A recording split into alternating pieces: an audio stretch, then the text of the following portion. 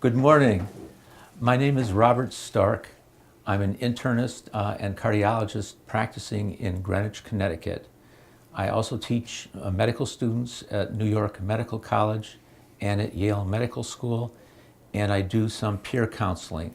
I was asked how I got interested in my field, and it really dates back to sixth grade health class. I was very interested in the heart unit, and I guess I've known I wanted to be a doctor ever since. I was asked to talk about issues that are facing doctors today. And since we don't have 2 or 3 hours for all the issues, I want to focus our time on what I think are the 2 or 3 main issues that affect physicians and may even lead to burnout. The first issue is the definite change in physician autonomy. What we can do for our patients, what we can order, treatments that we can prescribe are no longer up to us. We have to deal with insurers, with discharge planners, with pharmacy benefit managers to get what we feel is the right thing for our patient. Right now, when I admit a patient to the hospital, a patient who I've known for 20 years and who I've treated in the hospital, the decision on whether or when to discharge is no longer up to me, the physician. I have to negotiate with a discharge planner who may be a social worker or a retired nurse. It's a negotiation.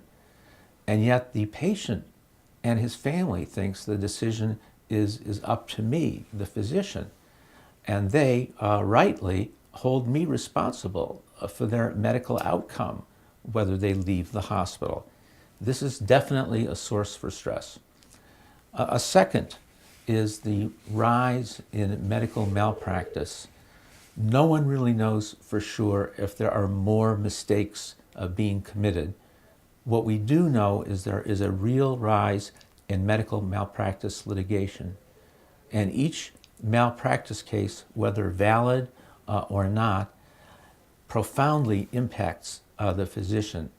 It drains his attention, takes away from his self-confidence, and actually affects his decision-making capabilities, not just when the case first arrives, but for the 2 to 4 year period where the case may be ongoing.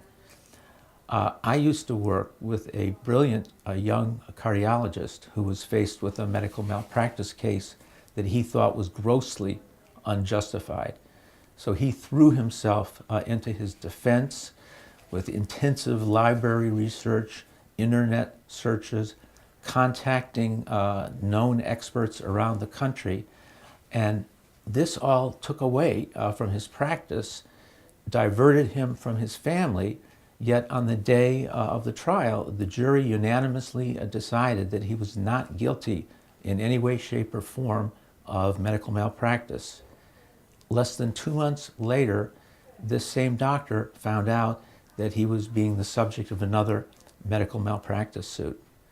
And I don't know whether this was the cause, but he intentionally took his own life that same month. This was a really good doctor with 2 boys in high school and a wife.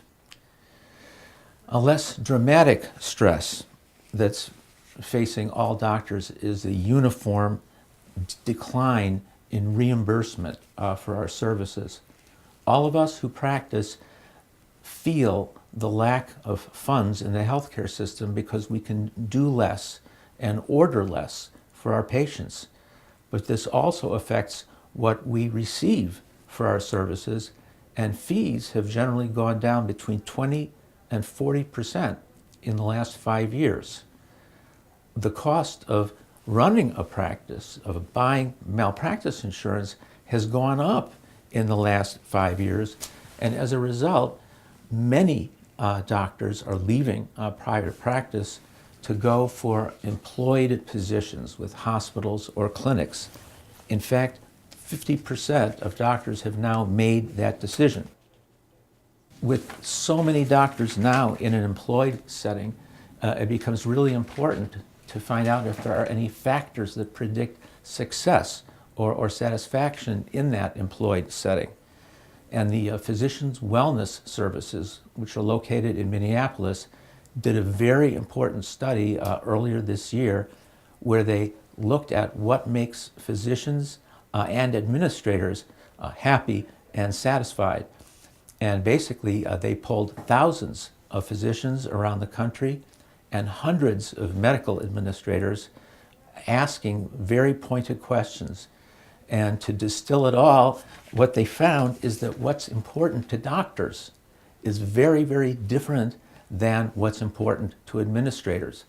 The key things that most doctors found essential was an employment environment that was team-focused, an environment that was supportive with respect to errors and mistakes, and an environment that had respectful communication. Administrators were interested in different things, as you can imagine.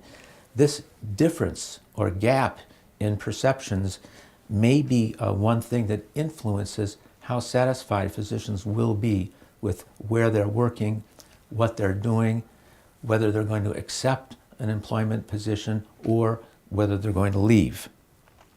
I was asked why I personally have decided to remain in clinical practice.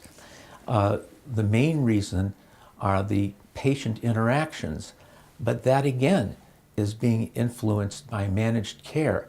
Relationships that have been good doctor-patient relationships for decades are now being broken when the patient's employer switches insurance and the doctor is no longer on the plan. It's that patient continuity that has really kept me interested in medicine. Also, the impact of preventive medicine, the fact that we can do some amazing things with just changes in lifestyle and patient outlook, that's kept me interested in my practice.